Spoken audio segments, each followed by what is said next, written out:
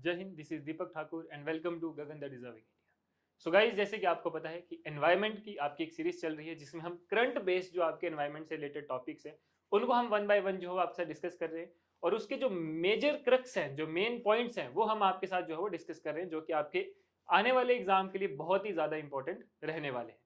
तो गाइज, इसी को देखते हुए आज मैं आपके लिए एक बहुत ही ज्यादा इंपॉर्टेंट टॉपिक लेकर आया हूँ और मैं आपसे ये गारंटी के साथ बोल सकता हूँ कि प्री और मेंस दोनों में जो है वो ये क्वेश्चन आपसे पूछा जा सकता है। तो हमारा जो टॉपिक है उसका नाम है ग्रीन क्रेडिट प्रोग्राम। बहुत ही इंपॉर्टेंट मेजर जो इस टाइम हाईलाइटेड टॉपिक है that is green credit programme. अब अगर हम बात करें ग्रीन क्रेडिट प्रोग्राम की, तो क्या होता है ग्रीन क्रेडिट प्रोग्राम और ये क्यों न्यूज में है?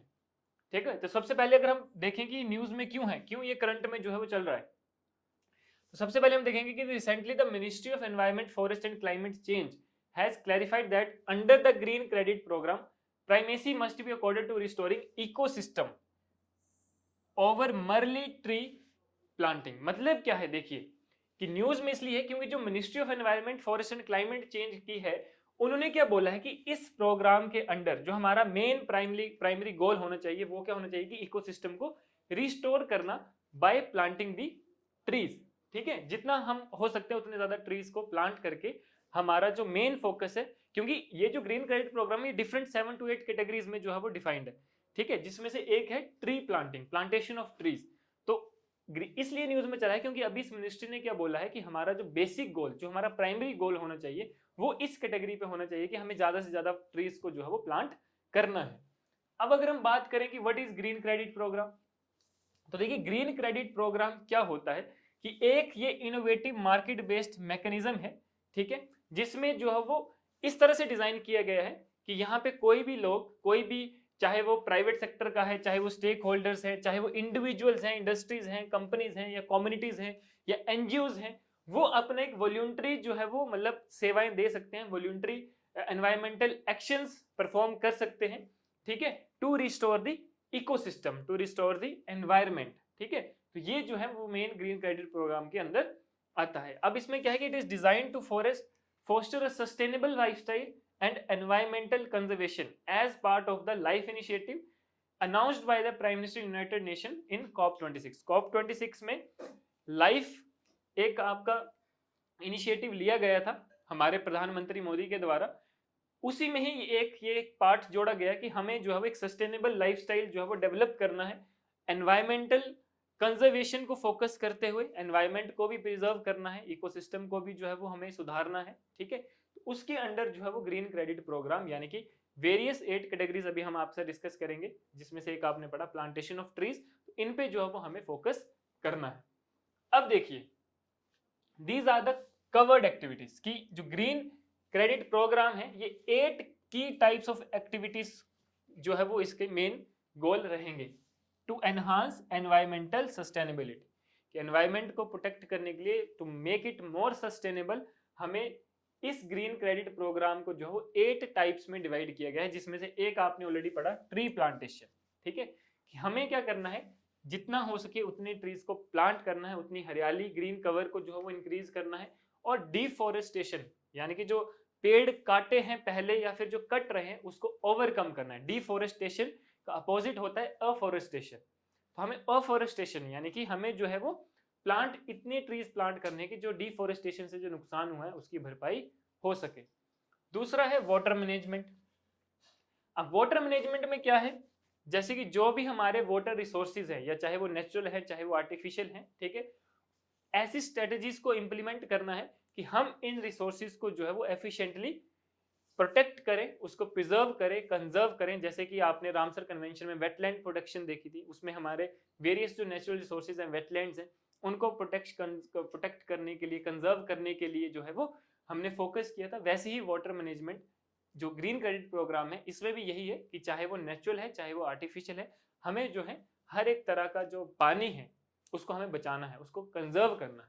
ठीक है, नेक्स्ट थर्ड है सस्टेनेबल एग्रीकल्चर, कि हमें इको फ्रेंडली जो हमारा सस्टेनेबल एग्रीकल्चर प्रैक्टिसेस है उसको हमें फॉलो करना है, ना कि पेस्टिसाइड्स और अदर केमिकल फर्टिलाइजर्स का यूज करना है।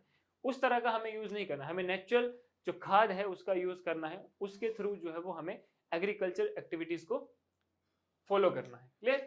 नेक्स्ट वेस्ट मैनेजमेंट, कि हमें इस तरह से जो है वो रूल्स बनाने हैं, ठीक है, कि हम जो वेस्ट प्रोडक्ट्स हैं, वेस्ट चीजें, उनको इस तरह से मैनेज करें कि वो पोल्यूशन ना फैलाएं, चाहे वो एयर पोल्यूशन हो, चाहे वो वाटर पोल्यूशन हो, चाहे वो सॉइल पोल्यूशन हो, चाहे वो कोई भी टाइप का पोल्यूशन है, कि वो पोल्यूशन ना फैले, वो पोल्यूशन जो वो स्प्रेड ना हो। और एनवायरमेंटल पोल्यूशन, मतलब इसमें इन सभी पोल्यूशन को हम एनवायरमेंटल पोल्यूशन भी कह देते हैं, उसको जो है वो रिड्यूस कर सके, ठीक है। नेक्स्ट आता है एयर पोल्यूशन रिडक्शन, इसी का ही एक पार्ट समझ लो, लेकिन इसको अलग से इसलिए बोला गया है क्योंकि कई चीजें हम ऐसी करते हैं जिससे हमारी जो एयर क्वालिटी है वो क्या होती है, डिग्रेड होती है, वो खत्म हो जाती है, ठीक है। तो उसको जो है वो बेटर करने के लिए, हमारा एयर क्वालिटी इंडेक्स को बेटर करने के लिए इस चीज को भी जो है वो ग्रीन क्रेडिट प्रोग्राम में रखा गया है। Next, mangrove conservation and restoration.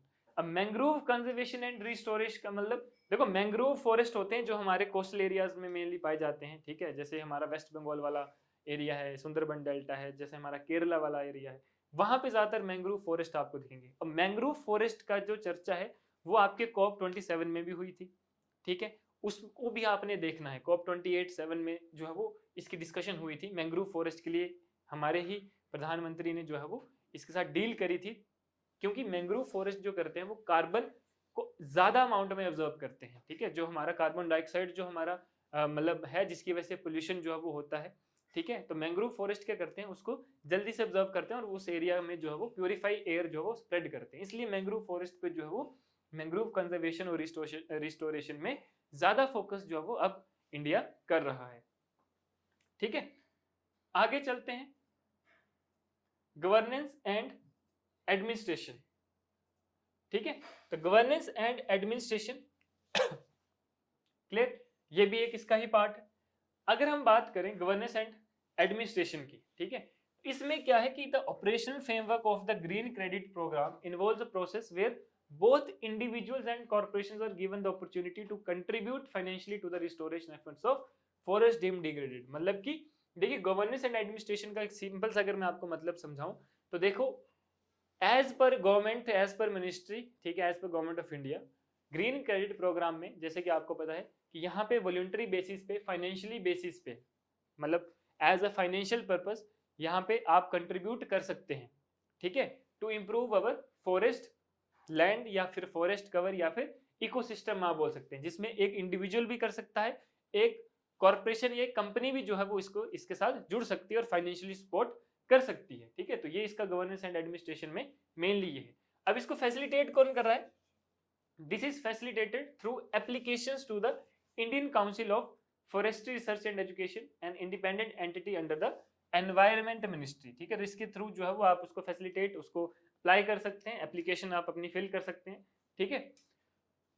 उसके बाद ICFRE, यही Indian Council of Forestry Research and Education, is responsible for overseeing the financial contributions directed towards forest restoration which is then executed by the respective state forest departments, ठीक है।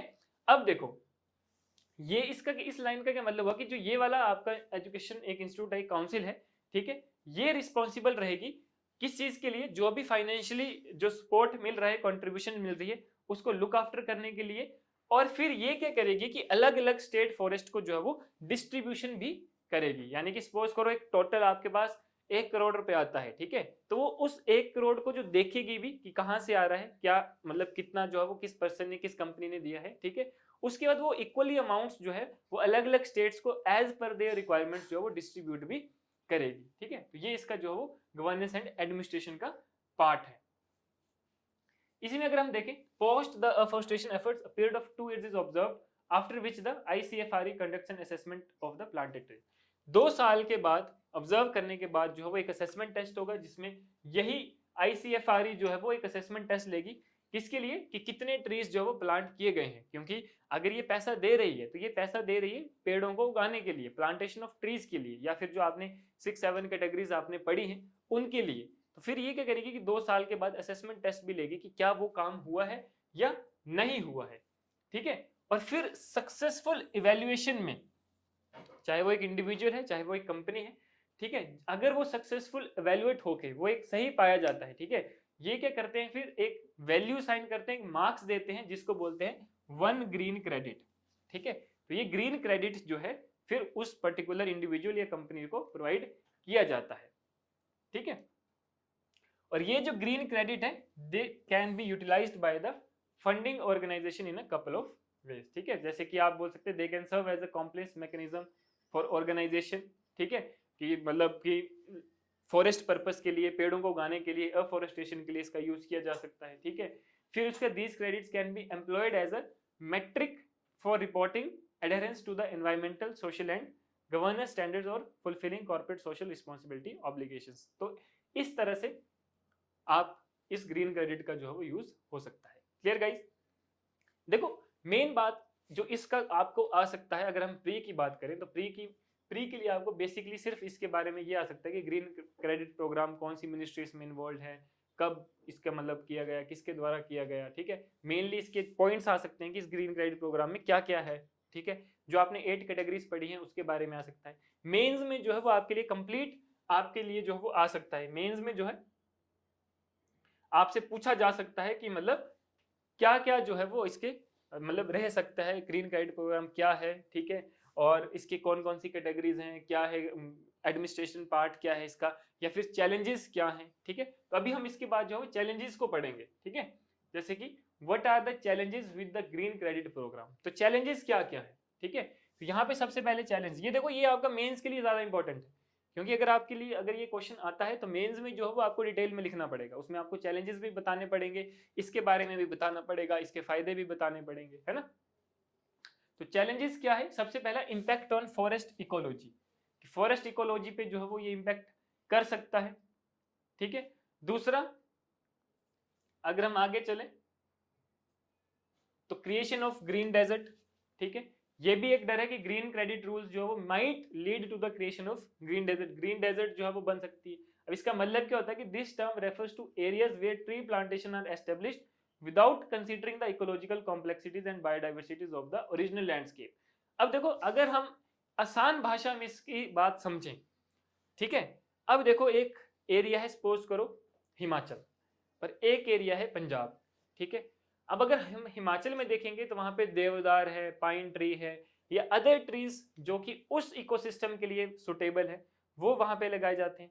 पंजाब में आप आओगे तो पंजाब में अलग तरह के ट्रीज जो है वो लगाए जाते हैं, ठीक है। तो मतलब क्या है कि ऐसा ना हो कि हम ग्रीन क्रेडिट प्रोग्राम में पेड़ों के लगाने की बात तो कर रहे हैं लेकिन हम वहां के नेचुरल हैबिटेट को डिस्टर्ब कर रहे हैं, जो वहां की इकोलॉजी है, इकोसिस्टम है, उसको उसके साथ छेड़खानी कर रहे हैं। तो ऐसा नहीं करना है, जो जिस एरिया में पर्टिकुलर सुटेबल ट्री है, जिसकी रिक्वायरमेंट है, हमें वही चीज वहां पे लगानी है, या उसी टाइप का जो ट्री है हमें वहां पे लगाना है, सो दैट की जो उसका ओरिजिनल लैंडस्केप है, ओरिजिनल इकोसिस्टम है, वो जो डिसरप्ट ना हो, ठीक है, जो मान लो उस पर्टिकुलर फॉरेस्ट को जो वो सुटेबल नहीं है। क्लियर? आगे अगर हम बात करें तो मेथोडोलॉजिकल कंसर्न्स हैं, ठीक है, ये भी इसके जो है वो ट्री प्लांटेशन से रिलेटेड है, ठीक है। फिर प्रेशर ऑन वेस्टलैंड्स, कि जैसे वहां जहां पे वेस्टलैंड मतलब एरियाज हैं, ठीक है, वहां पे एक्स्ट्रा प्रेशर आ सकता है, ठीक है। तो ये सब चीजें जो है, या फिर आप बोल सकते हो ग्रासलैंड जो है वो इसके लिए क्रूशियल रोल जो है वो प्लेन करेंगे। यहाँ पे आप ऐसा भी देखो, अगर हम इसकी जो प्रेशर ऑन वेस्टलैंड है ना, देखो यहाँ पे अगर हम सिंपली भाषा में अगर हम इसको समझे, बिल्कुल इजी लैंग्वेज में अगर हम इसको समझे, ठीक है, तो ये क्या कर सकता है, जो वेस्टलैंड्स वाले जो एरियाज हैं, ठीक है, वहां पे एक एक्स्ट्रा प्रेशर जो है वो प्लांटिंग ऑफ ट्रीज जो है वो डाल सकती है, ठीक है। अब अगर हम बात करें, देखो जो ग्रासलैंड्स हैं, ठीक है, अब सपोज करो, लेट अस सपोज कि अगर हम बात करें एक एरिया है, ठीक है, जो मतलब किसी और चीज के लिए इंपॉर्टेंट है ना, जहाँ पे उसकी जो सिग्निफिकेंस है वो कुछ अलग है, वो मान लो वेस्ट मैनेजमेंट या वाटर मैनेजमेंट या इस तरह की रिक्वायरमेंट के लिए जो है वो उस एरिया को शिफ्ट किया गया, रखा गया है, ठीक है। अगर वहां पे हम जैसे कुछ भी पेड़ लगा देते हैं, कुछ भी चीजें कर सकते हैं, तो वो वेस्ट जो लैंड है, ठीक है, जो वेस्ट लैंड है, ठीक है, वो अफेक्ट भी हो सकती है, क्योंकि वहां पे अगर ग्रीनरी है, घास लग रहा है, प्रॉपर नेचुरल हैबिटेट है, तो वहां पे जो हम हमारा वेस्ट प्रोडक्ट है वो वहां पे हम फेंक नहीं सकते। लेकिन दूसरी तरफ देखा जाए, इसमें कंफ्लिक्ट ये भी है कि दूसरी तरफ देखा जाए तो उस बंजर जमीन में, या वो जो जहाँ पे मान लो कि ये वेस्ट चीजें हम डाल रहे हैं, वहां पे अगर पेड़ पौधे होंगे, ठीक है, तो वो एक अच्छा हरा भरा भी लगेगा, वहां पे एक प्योर ऑक्सीजन भी आएगी, एयर भी आएगी, ठीक है। तो ये सब चीजें जो है वो मिलेंगी, तो इसके कंफ्लिक्ट्स जो है वो चलते रहते हैं। देखो मैंने आपको कहा कि कोई भी लॉ है या फिर कोई भी प्रोग्राम है जो भी गवर्नमेंट बनाती है, ठीक है, उसके कहीं ना कहीं फायदे भी होते हैं, कहीं ना कहीं हमें कुछ चीजों को नजरअंदाज भी करना पड़ता है। ठीक है, तो इस तरह से जो है लॉस बनते हैं। कोई भी एक ऐसा लॉ नहीं है जिसके 100% आपको फायदे ही मिलेंगे या फिर 100% आपको नुकसान ही मिलेंगे। लेकिन ये जो ग्रीन क्रेडिट प्रोग्राम है, इसके मेजोरिटी में क्या है, फायदे हैं, माइनॉरिटी में इसके जो है वो नुकसान है। ठीक है, तो उन नुकसानों को हम ओवरकम करके जो इसके फायदे हैं जो मेजोरिटी में, उन पे हम जो है वो ज्यादा फोकस कर रहे हैं, क्योंकि ये जो है वो हमारे एनवायरमेंट के लिए बहुत ही इंपॉर्टेंट है। जब हर एक इंडिविजुअल, हर एक पर्सन इसके साथ जुड़ेगा, तभी हमारा देश जो है वो एक हरा भरा और खुशहाल देश बनेगा, जैसा कि एक टाइम पे हुआ करता था। Clear guys? तो गाइस चलिए, बाकी मिलते हैं हम नेक्स्ट कुछ इंपॉर्टेंट वीडियो में। इसको आप अच्छे से पढ़िए, ये आपके प्री और मेंस दोनों के लिए जो है वो बहुत ही ज्यादा इंपॉर्टेंट है। Thank you. जय हिंद।